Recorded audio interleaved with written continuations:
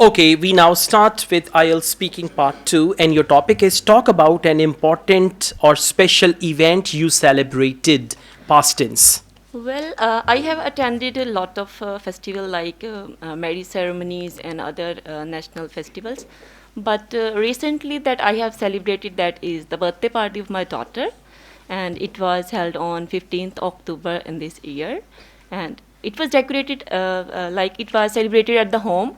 I have decorated my drawing room like with the big colorful flowers and multiple colors of balloons, and my all family members were with me to help me out. But that day was very hectic regarding to cooking because I have invited a lot of my friends and family members. They all were there, but my sisters and brother also were there for my help, and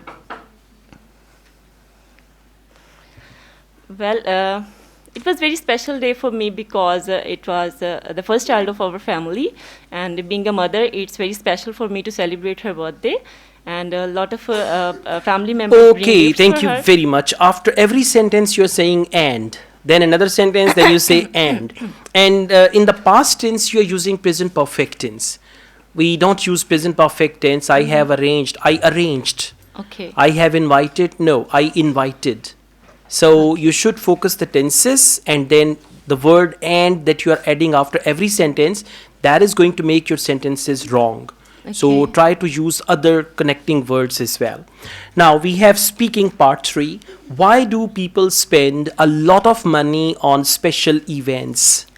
I think the people spend a lot of money because to show their status, like to show that they have a lot of money, and other one is that they want the impact of their money for the long lasting on the mind of the other peoples. All right. So at the end, you can conclude your answer and overall focus grammar, fluency, and this habit of using and after every sentence. Okay? Can overcome that. Thank you. Thank